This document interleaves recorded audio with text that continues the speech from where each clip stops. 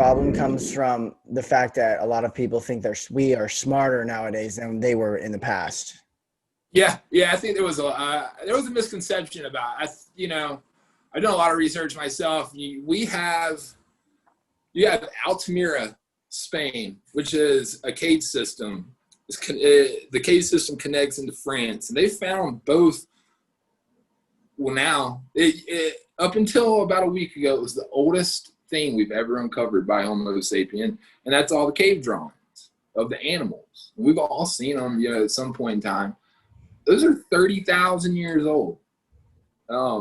Picasso went and looked at those and literally said, we've learned nothing as a species. Like, they can draw just as good as I can draw. But the biggest question was, like, where do they get the idea to draw? And that thing was they, to prove that, where did you get the idea to draw? If you've never seen a 2D depiction of a 3D object, where did you get the idea to do that? Your brain hasn't functioned enough to know how to do that.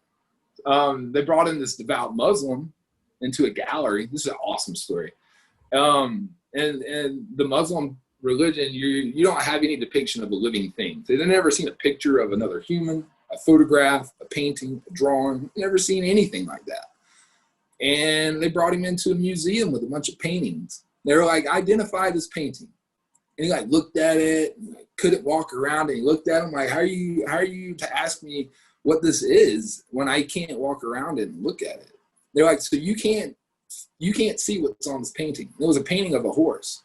He'd seen a horse before, but he'd never seen a painting of a horse. So his brain had scribbled. It was like mush. He couldn't form it in his head.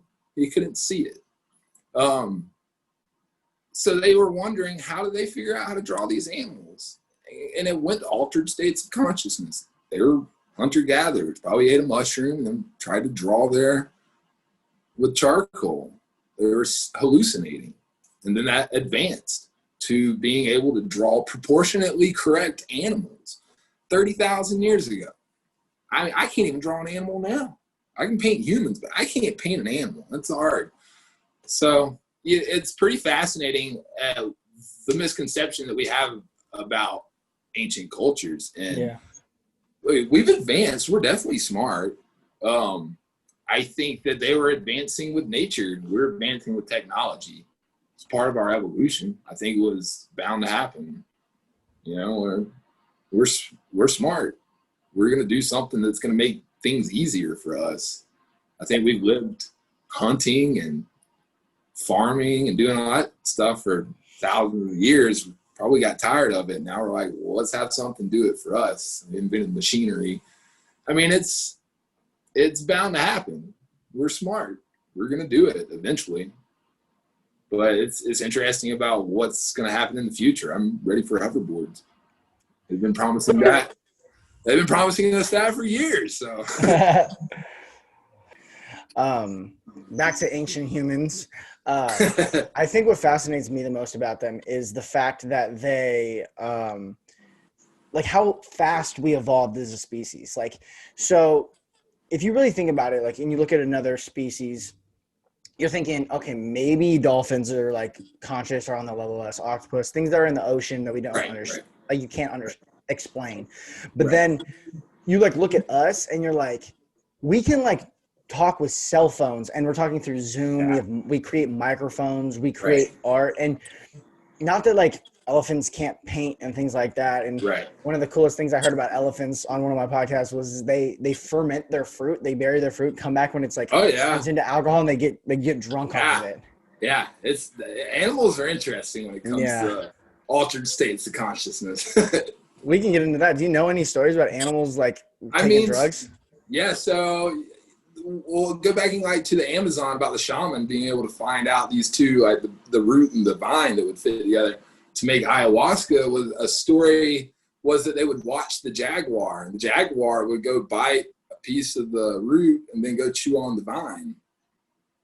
And that's how because it was a god that, before religion, I think that ancient Homo sapiens like worshiped animals, majestic creatures. A lot of them that they were drawing at the time in the caves or early on all had like horns or antlers. And then you think about the headdresses that they would wear as humans with horns and antlers and feathers. They were like very majestic creatures that they weren't eating these animals, which is a huge misconception that they thought they were drawing these animals to eat, like a good hunt. No, they weren't eating. They were worshiping these animals. So watching a lot of them, like going into the Christmas story, the reindeer, and Santa Claus in a red and white suit, big shaman with a beard, rides around on a sleigh with a bunch of reindeer who fly, has little elves that make presents all up in the North Pole. So you have like the Viking, the Nordic story. The Nordics got it from the Siberian. This is a pagan, old Siberian and Russia, where these shamans would go to the edge of the forest in the tundra. No plants would really grow except for these huge, not the cypress trees we have here. These are like huge pine trees, like really large Christmas trees is what they looked like. And they took up a part of the terrain out there. And so these men would go out there hunting, you know, and they'd have a lot of little Amanita muscaria mushrooms, little red and whites, growing up under these trees. So like little presents under the tree. Well, they had watched the reindeer eat these mushrooms for the longest time, hundreds of years. They worshipped this reindeer.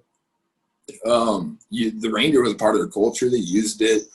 It moved their sleds around. You know, they were one with this deer. And this deer would eat these mushrooms and get high off of it. It affects them too. But they learned that if they went and ate it, it would make them sick.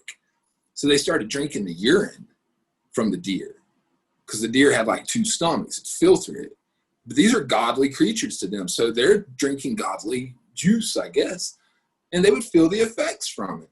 But I'm sure urine's not the best tasting thing, right?